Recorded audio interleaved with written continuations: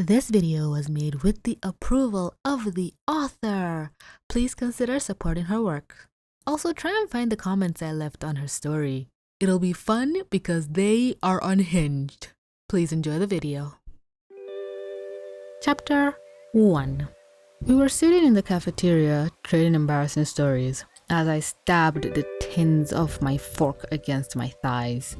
Faith, the beautiful, brilliant son of our little solar system, threw her head back laughing, exposing her long, slender throat and dainty collarbones. I giggled, fantasizing about how it would feel to strangle her. The story, an anecdote about our first time partying, cast me as the dim-witted butt of the joke, like her stories always did. Never mind that it was embellished, Faith's stories always were. In fact, the person who'd actually gone into a bedroom with a senior and came out with chlamydia had been her. But I didn't dare to correct her. One word about what really happened that night and I'd spend the remainder of our time at high school as a social leper. So, I smiled and played along. After all, I'd been playing the empty-headed bimbo foil to Faith for years now. Never mind that I'd be in AP classes too, if mom could afford it. Hailey? At the sound of my name, I perked up. Sorry, what? Faith shot a glare at Sierra, who put her hands in front of her mouth to hide her sneer. Licking her lips, Faith looked back at me. I asked if you're sure you can get the stuff for Friday night. I nodded. I was used to skimming extra doses off of my prescription Xanax for Faith, and I'd set aside several in anticipation of tomorrow night. We were gonna party, get high, and have a sleepover at Faith's house. Or at least, they were. I was going to wait until they passed out and go fuck Faith's dad. End of chapter 1. Oh boy, we're coming out with the goals immediately, okay. Chapter 2. Faith's house was a mammoth monument to upper middle class tastelessness. Located in the darkest, most white bread heart of the suburbs, the two-story finished basement pinned to pronunciation there was Faith's father's half of the marital assets, surrendered after a nasty divorce. But, for all intents and purposes, the house was Faith's alone. Her father, Jason, spent most of his time away on business, and had for years. This fact only drove his wife into the arms of the contractor who'd renovated the kitchen, but also made him an enigmatic and fascinating figure to me. In all the time I'd known Faith, I could count on one hand the number of words I'd said to her father. But oh, did he make an impression. I looked at him now, his broad back to me as he rinsed dishes in the kitchen sink. I let my gaze trail lower, admiring the way his torso tapered down to his waist and the firm roundness of his buttocks. Hey Dad, Faith called as I closed the door behind us. Hi Pumpkin, he turned, and I got a glimpse of his rich brown eyes and sharp stubbled jawline. How was school? Good. I got an A on that calculus test. She hadn't. She'd gotten a D- and an admonition to come in next week for a retake. Not that I was going to correct her. His full lips curved with pride. Great job, honey. Noticing us, he nodded. Hi, girls. Sierra and I chorused. Hi, Mr. Coleman. So, his attention turned back to Faith. What have you three got planned for tonight? Faith answered, well, there's this pizza place that just opened downtown, so we're going to go give that a try, and then catch a new Marvel movie. Total fucking lie. We were headed out to Scott's place for a party. Who's driving? We're getting an Uber. I hate parking downtown. That much was true. We were getting an Uber, but we were also planning on getting totally blitzed, and even Faith wasn't irresponsible enough to drive like that. When do you think you'll be back? Well, the movie gets out at 10, so maybe 10:30? Another lie. If we stepped foot in the house before midnight, I'd be shocked. Okay, call me if you're going to be late. Of course, Faith giggled before turning away to lead us upstairs to her bedroom. When her door closed behind us, Faith dropped the perfect daughter act and launched into a detailed rant about how much better it was at her mom and stepfather's house, and how she'd move in with them full-time if it wasn't so far away from our school. I listened, looking rapt while Sierra stepped into a bathroom to change out of her school clothes into her party outfit. Like, my bedroom in their house is almost 3 times as big as this one. I swear to God, I'm totally moving in with them after graduation. I nodded like I cared. In the back of my mind though, I thought about the handful of times I'd met her stepfather. I couldn't explain it, but he'd left me deeply creeped out. Something about the slimy feel of his eyes had me convinced that if Faith did move in, she'd have to start sleeping with the door locked. but that was her business, not mine. I was the last to go in the bathroom to change, and the instant I closed the door behind me, it started. Tyler's saying he's got a new hookup for Zannies. For real? His brother's at college now, and he knows a guy. Thank the fuck Christ, right? Like, I know she makes us look smarter by comparison, but there's only so much I can take. I tuned them out. It was a true testament to their lack of self-awareness that they didn't know how fucking loud they were. Undressing, I paused when the last scrap of clothing hit the tile floor. In the mirror, I turned and twisted, examining myself with cool eyes. Faith and Sierra could spew their self-deluded garbage behind my back, call me every name in the book. I didn't care. As I assessed my naked form in the mirror, I smirked. All that matters was tonight. Tonight, I was going to seduce Faith's precious daddy, and then after that, every barb, every hateful word out of her mouth would be soothed by the knowledge of what his tasted like, by the echo of his moans, and by the memory of riding him in his bed. End chapter 2.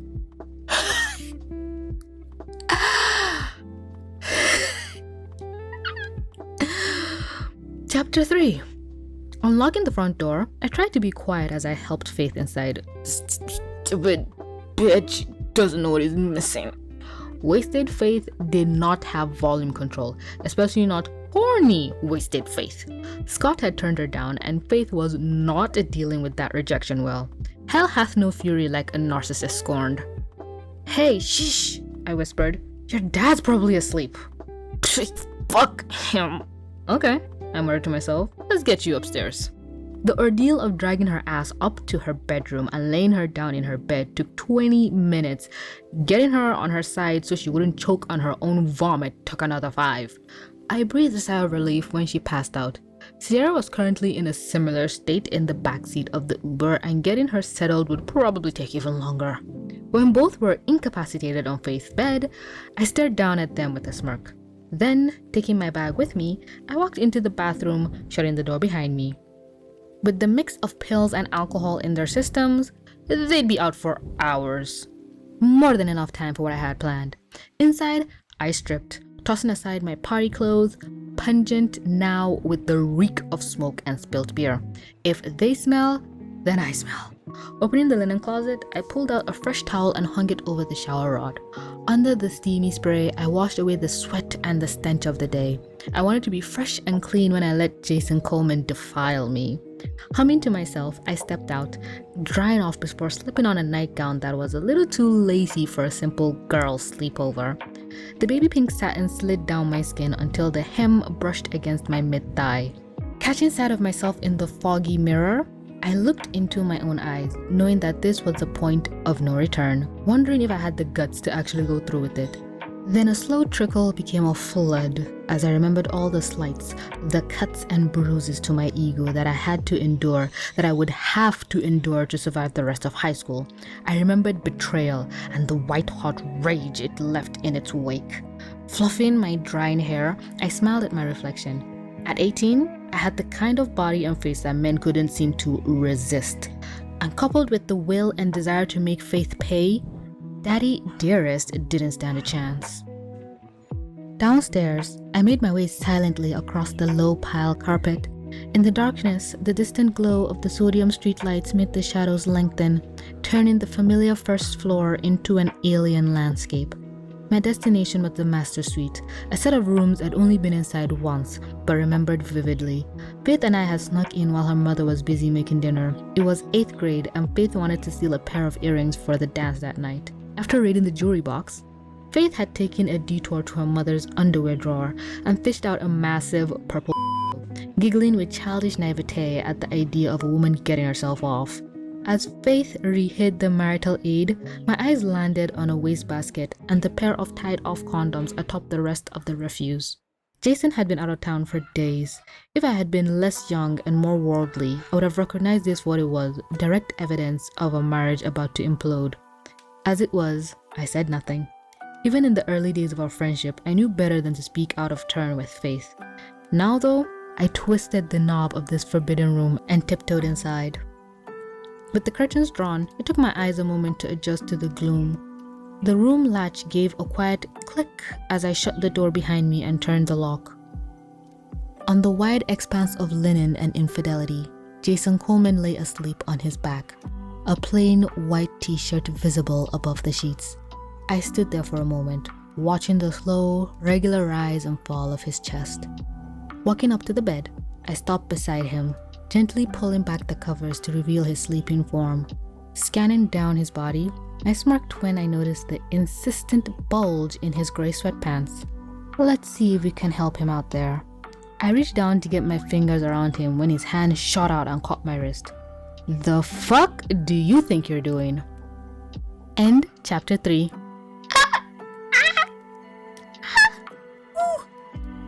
Wait. I need to catch breath there. Chapter 4. The fuck do you think you're doing? Caught off guard, I said the first thing that came to my lips. I thought that'd be obvious. His eyes narrowed as he glared at me. Get out of my room, Hailey. Hey now, I scolded. At least hear me out. He said nothing, keeping his hold on my wrist. Scrambling, I said, we could help each other out. No, we absolutely cannot. Wait, this was going sideways fast. Good night, Hailey. Look, I blurted, going for bold. Have you ever fucked high school boys or college guys? Jason cocked an eyebrow. Can't say that I have. I don't recommend it. High school boys have no clue how to please a woman, and college guys are too selfish to care. I paused, licking my lips nervously. The closest I've come to a partner is with my and I'm goddamn sick of it. Jason's dark eyes smoldered. That sounds like a personal problem. Maybe, I admitted, and maybe it's an area where we can help each other out. No way. I shrugged. Why not? You're single, and I'm 18, and on birth control. And I know how to keep a secret. You're also my daughter's best friend. Yeah, I nodded. And in 3 months, we're going to graduate and go to schools on opposite ends of the state. Pulling my wrist out of his grip, I sat on the bed and leaned closer to him, letting the bodice of my nightgown tighten around my Look, I might be young, but I'm not naive. My friendship with Faith has an expiration date, and it's coming up fast. We're going to grow apart in college, and after this summer, you will probably never have to see me again. So? I brought my hand up to smooth down a sleep-tousled lock of his hair. Again, why not? I'll get some good for once, and you'll get some no-strings attached. And in a couple months, we part ways with no one the wiser. Faith? The moment of uncertainty in his eyes was all I needed to spur me on. We'll never have to know. Seriously, I don't want her to find out about this any more than you do. All I really wanted was the secret satisfaction of knowing what I'd done behind her back. There'd be some nuclear fallout if she ever found out the truth. Leaning over him, I let my hair slip off my shoulder and brush against his chest. Look, you could say no. You could send me back upstairs, and tomorrow, both of us could pretend that this never happened. Or, I began, climbing up top the bed to straddle him, you could spend the next 5 months me raw. His Adam's apple bobbed as he swallowed, and I saw his self-control teetering on the knife's edge. Reaching down, I gripped the hem of my nightgown and pulled it over my head, tossing it aside. My eyes watched him as he took in the shadowed curves of my body. Smiling wickedly, I drew my hands up to my chest, tweaking my nails as I pressed my together with my arms. Then, letting one hand trail down the soft skin of my abdomen, I slipped my fingers between my legs and rubbed the rigid, wet nub that ached with need. I closed my eyes and the first sweet sparks of pleasure lit up my nerve endings. When I felt my breath coming in deep, steady pants, I looked down at Jason to find his dark eyes on mine. Electric fire surged through my veins. I paused, mesmerized by the heady mix of lust and possessiveness I saw there. I didn't tell you to stop, he growled. This man wanted me to get out mere moments ago. What? And then it clicked. Cocking my head to the side, I asked, You like to watch? And you like to be watched, he countered. Interesting. I licked my lips as my brain processed this delicious new information. Hailey? His voice took a dangerous edge. I'll keep going if you take your shirt off. Jason glared but pulled his t-shirt over his head and sent it flying onto the floor. Looking down, I appreciate the glorious wealth of toned muscles that he'd revealed to me. Hailey, his tone was curt, annoyed. My brows frowned. Were you always this demanding? Were you always this? He cut off with a groan as I rubbed myself against his groin. Finish that sentence. I dare you. Then I grinned. This was going to be more fun than I expected. Taking his hands, I placed them on my thighs, savoring the heat of his skin against mine. Feeling his eyes on me, I brought my hand up to his lips. Open. He obeyed, and I slid my index and middle fingers into the warm, wet cavern of his mouth. Then I shivered as I felt his tongue rubbing against me. Pulling out, I brought my hand down to my and flushed as I felt the heat and the moisture from his mouth against my. The pressure from his hands tightened on my thighs as I let loose a breathy moan. Breathy moan. Beginning to rub myself in slow circles, I let my hips shift beneath me, teasing him. He grunted through gritted teeth, and I took that as all the encouragement that I needed. Setting up a rhythm, I toyed with him and tortured him, ramping up the pressure and friction for both of us. As the tension built within me, I couldn't help the meowing whines that escaped my lips. Was he going to make me alone? Please, I whispered. Please what? Please me. In an instant, he had us flipped over so that he loomed over me, his breath hot against my cheek. Hailey, all you had to do was ask. My thoughts cut off as his lips took mine and his hand found the throbbing, wet mess between my thighs. Pulling away, he breathed. God damn, baby, you're soaked. I couldn't answer him. I just whined and withered against his hand. Glancing over his shoulder, he muttered, I have an idea. End Chapter 4. Oh boy. Into the thick of it. Into the thick of it. Also, before we get into the next chapter, I do apologize for the cicadas in the background. The sun literally set while I was recording this. And yes, I'm doing this all in one sitting because I am a giga chadette. Anyway, Chapter 5. Standing in front of the mirror in the bathroom of the master suite, I watched as Jason wound his hands around me, pulling me back against his warm, broad torso. Now, because you asked me nicely, I'm going to you. I shivered as I felt him press his against my back. But you're going to need to be very, very quiet. His voice lowered as his mouth dipped down to my ear. We don't want you waking up the whole household now, do we? Meeting his gaze in the mirror, I shook my head. I felt his lips curve into a smile. Good girl. Taking a hand away from me, he stepped away and I saw the gray fabric of his sweatpants slide down to the floor. When he came back to me, the heat of his bare skin scorched me from my scalp to my ankles. Taking my hips in his hands, he commanded, Bend over. Trembling, I obeyed, resting my forearms on the counter. Now, you said something about raw. I nodded. Please. Faith may not have learned much from her first pregnancy scare, but I'd gone home and asked Mom for an IUD. It would take an act of God to get me pregnant at this point. Jason fondled my folds, sinking a finger inside of me, and then another. Baby, you are so pretty when you beg me to you. He stroked inside me, and I bit back a frustrated groan.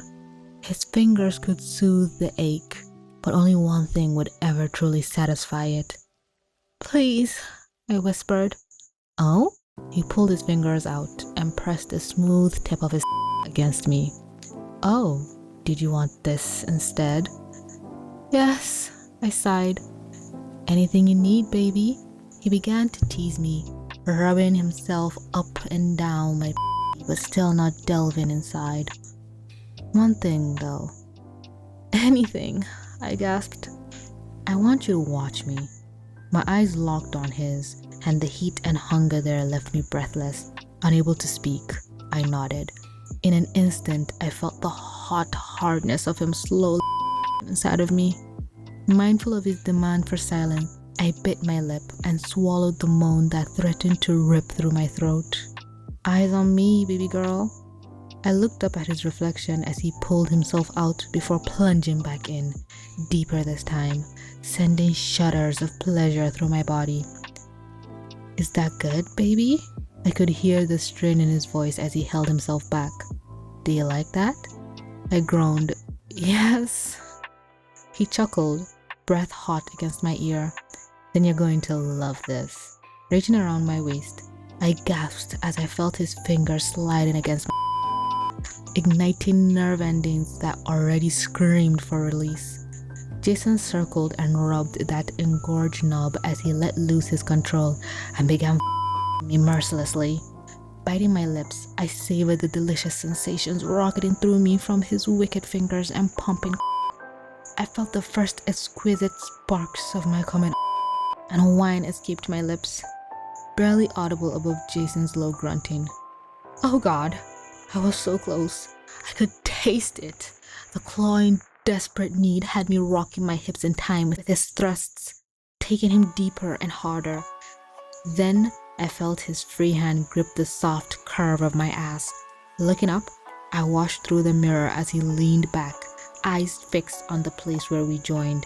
He's staring, imagining what he was seeing, the way my greedy would be swallowing his hard sent me over the edge. I felt myself clench around him, felt my body milking him as pure ecstasy shot through me. Fuck, baby. Jason groaned past gritted teeth. The sound of his pleasure sent a new wave of euphoria through me. Thrusting faster now, he didn't relent, pushing me harder, further, until I was completely spent. Settling limp and sated against the counter. Smiling lazily, I watched as he me, savoring the way each new thrust sent chills across my skin. Then, with a groan, he seized up, pumping erratically into me as his own release overtook him. He slowed and pulled out, leaning over me, catching his breath.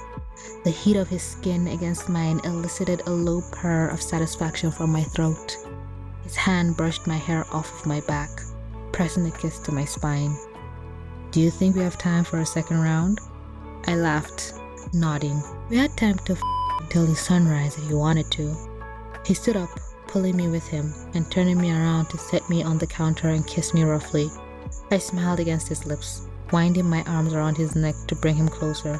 Needing more of him, I planted my feet on the counter and cradled him between my thighs. Breaking away, Jason stepped back, eyes burned a path over my skin. Stay there, he growled. Without another word, he stepped into the bedroom, leaving me splayed on the counter of the bathroom. Through the haze of the afterglow, I didn't get what he was doing until he returned with his phone. May I? He gestured with the camera, and suddenly I understood.